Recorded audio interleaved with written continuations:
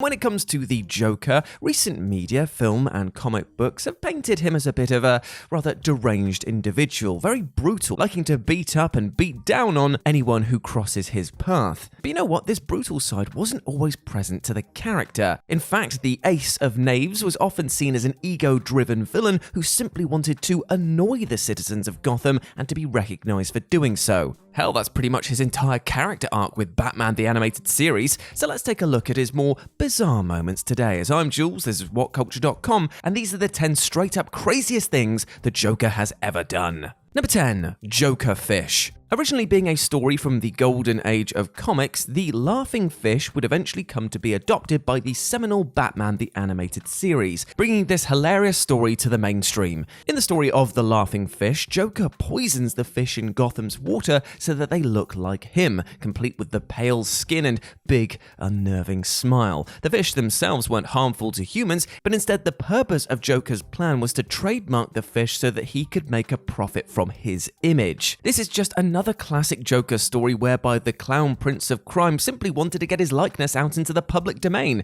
and obviously make a bit of a profit. However, the Gotham Patent Office wouldn't allow the Joker to copyright his fish, so he started to attack officers from the Patent Office in an effort to force through his copyright claim. Naturally though, this plan doesn't work out well. Number 9. Magnifying glass identity reveal. Body swap comedies are pretty popular nowadays, what with Freaky Friday and The Change Up showing how character dynamics can change when two polar opposites are forced to live each other's lives. And in the 1960s, a Batman story also explored this idea, with the Joker and Batman switching bodies after being subjected to a scientist's Epsilon ray. Both Batman and the Joker continue to go about their business in each other's bodies. Batman in the Joker's body tries to solve crime, much to the surprise of criminals, and the Joker in Batman's body continues to be an utter menace to society. The comic is hilarious, showing how the Joker, in Batman's body, intends to reveal Batman's identity to the world via a giant magnifying glass on a rooftop. But in order to prevent this, Batman, in the Joker's body, throws milk at the magnifying glass, rendering it opaque. He then defeats the Joker and reverses the body swap. Now hands up, who actually expected the Joker to be defeated here with milk?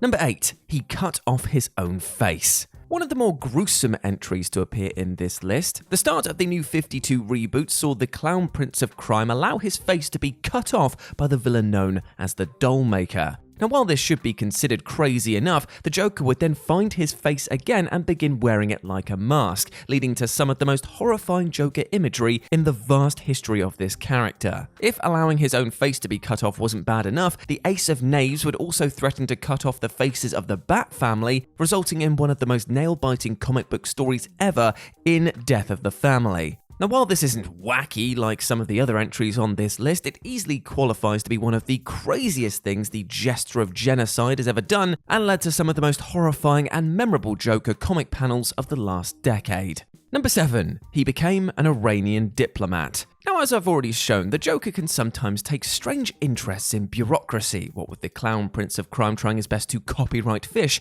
as I mentioned before. However, the Joker would take inspiration from his flirtations with pencil pushers and move into the world of international diplomacy later on. Although, as is typical with the Joker, the Jester of Genocide strangely decided to become an Iranian diplomat. So during a death in the family, the Joker heads to the Middle East, and the then leader of Iran makes Joker the Iranian diplomat to the United Nations. As a diplomat, the Joker then gains diplomatic immunity and cannot be prosecuted for his many crimes. This is a pretty crazy story considering that the tale involved the actual leader of Iran, and as you can imagine, it was hardly welcomed by the Iranian government that their leader is depicted appointing a villain such as the Joker to such a high position, even if it is fictional.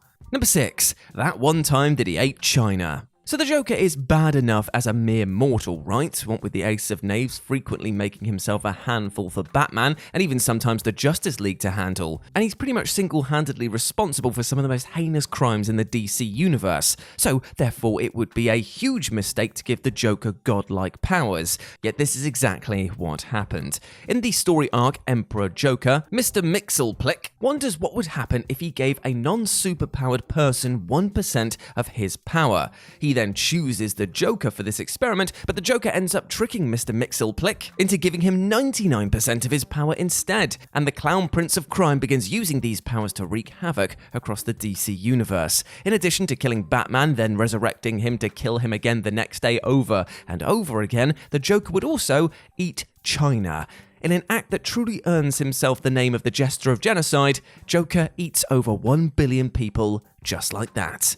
Number 5. He stole a kid's report card. Now, while the Joker may have gained a reputation of late for being a terrifying villain prone to sadistic, brutal acts of violence and murder, he wasn't always this terrible. In fact, in some ways, he was even worse because he was petty. In the early days of the character, the Joker was, as his name suggests, a villain who just took it upon himself to annoy the general public in the most dastardly and menial of ways. His plans would often involve the Joker getting revenge for some kind of annoyance that he'd suffered, or just wreaking havoc to keep himself from succumbing to boredom during those long Gotham winters. One of the most ridiculous acts of crime came in Batman number 13, where the Joker would go on to snatch a report card from a boy as he retrieved it from the mail before shouting, "Haha, I've made someone cry." Snatching a report card from a young boy and taking glee, that's a truly fiendish act indeed. Number 4. Clayface Feud. The Joker cares a lot about his image, with the villain often going to great lengths to protect it, and indeed he will also go to great lengths to get revenge on those that have besmirched his image in any way, as the episode Joker's World from Batman the Animated Series definitely proved. In this episode, the Clown Prince of Crime broke out of Arkham after he saw that a local businessman had opened up a casino in the Joker's image.